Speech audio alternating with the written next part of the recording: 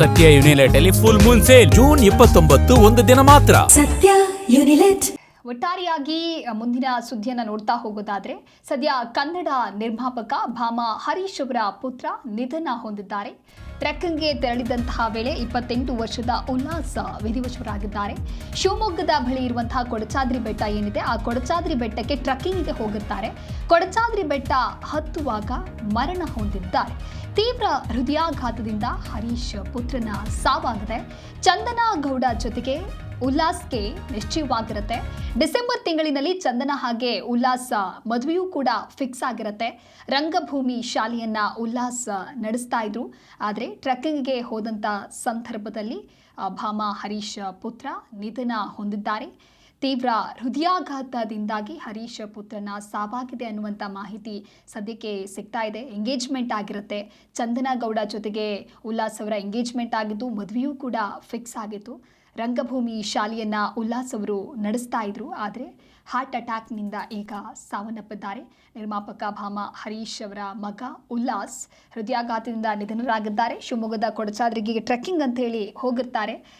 ಇನ್ನು ಮತ್ತಷ್ಟು ಮಾಹಿತಿ ನಂತರದಲ್ಲಷ್ಟೇ ಹೊರಬರಬೇಕಿದೆ. ನಿನ್ನೆ ಚಾರಣಕ್ಕೆ ಅಂತ ಹೇಳಿ ಶಿವಮೊಗ್ಗದ ಕೊಡಚಾದ್ರಿ ಬೆಟ್ಟಕ್ಕೆ ಹೋಗಿರ್ತಾರೆ. ಆದರೆ ಇವತ್ತು ಈ ರೀತಿಯಾಗಿ ಘಟನೆ ನಡೆದಿದೆ.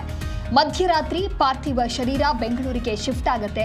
ಸದ್ಯ ಶಿವಮೊಗ್ಗದ ಹೊಸನಗರದಲ್ಲಿರುವಂತಹ ಪಾರ್ಥಿವ ಶರೀರ, ಶಿವಮೊಗ್ಗದ ಬಳಿ ಹೊಸನಗರ ಏನಿದೆ ಅಲ್ಲಿ ಪಾರ್ಥಿವ ಶರೀರ ಇದೆ. ಒಬ್ಬ ಮಗನನ್ನ ಕಳೆದುಕೊಂಡಿದ್ದಾರೆ ಭಾಮ ಹರೀಶ್. ಸದ್ಯ ಮಗನ ನೋವಿನಲ್ಲಿ ಭಾಮ ಹರೀಶ್ ಹಾಗೆ ಅವರ ತಾಯಿ ಇದ್ದಾರೆ.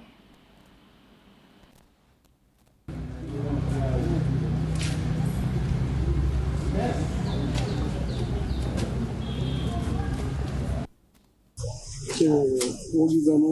ನಮಗೆ ಬೆಳಗ್ಗೆ ಬಂದಂತೂ ಕೊಡ್ಚಾದ್ರಿಗೆ ಯಾವುದೋ ಒಂದು ಗೇಮ್ ಆಡಲಿಕ್ಕೆ ಅದಕ್ಕೂ ಟ್ರೆಕ್ಕಿಂಗ್ ಮಾಡುವಾಗ ಮೇಲೆ ಹತ್ತಿದಾಗ ಅಲ್ಲಿ ಕುಸಿದು ಫ್ರೆಂಟ್ ಆಗಿದ್ದಾನೆ.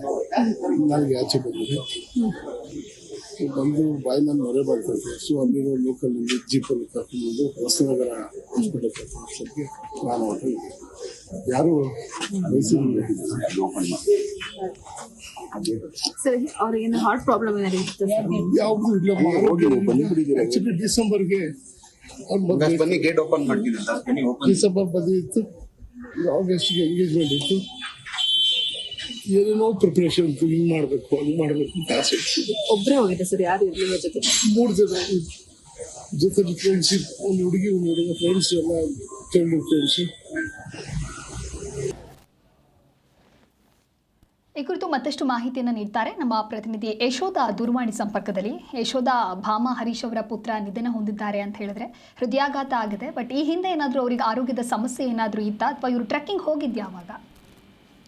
ಎಸ್, ದಿವ್ಯದಾಸ್ ಖ್ಯಾತ ನಿರ್ಮಾಪಕ ಭಾಮ ಹರೀಶ್ ಅವರ ಮಗ ಉಲ್ಲಾಸ್ ಅವರು ಇನ್ನಿಲ್ಲ ಅನ್ನೋದೇ ಬಹಳ ಒಂದು ದುರಂತದ ವಿಚಾರ ಅಂತಾನೆ ಹೇಳ್ಬೋದು. ಯಾಕಂತ ಹೇಳಿದ್ರೆ ಕನ್ನಡ ಸಿನಿಮಾ ಇಂಡಸ್ಟ್ರಿಯ ಆಗು ಹೋಗುಗಳಲ್ಲಿ ತನ್ನನ್ನ ತಾನು ತೊಡಗಿಸಿಕೊಂಡಿದ್ದಂತಹ ಉಲ್ಲಾಸ್ ಎಲ್ಲರ ಜೊತೆ ಕೂಡ ಒಂದು ಸ್ನೇಹ ಮತ್ತು ಪ್ರೀತಿಯಿಂದ ಇರ್ತಿದ್ದಂತಹ ಹುಡುಗ. ಜಸ್ಟ್ 28 ವರ್ಷಕ್ಕೆ ಅವರು ನಮ್ಮನ್ನ ಅಗಲುತ್ತಾರೆ ಅಂದ್ರೆ ಅದು ತುಂಬಾ ನೋವಿನ ಸಂಗತಿ ಅಂತಾನೆ ಹೇಳ್ಬೋದು.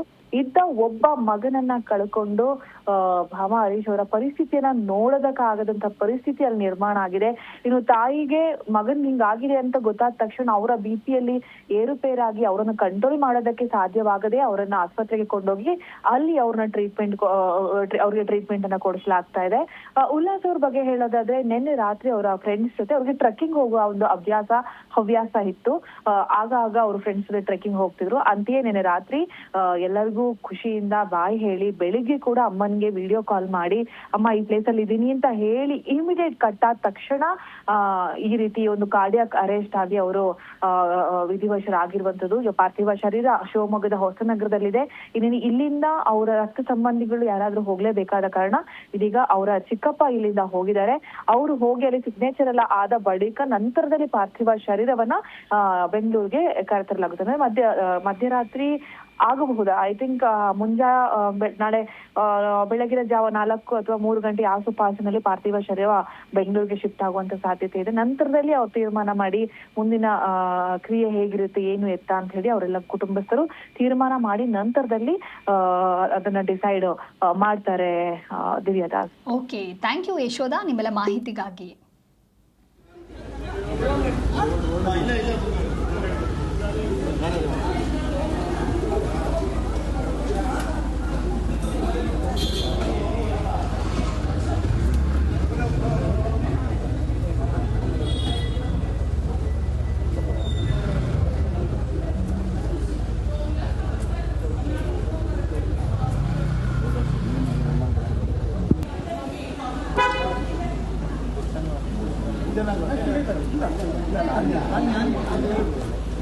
ಆನ್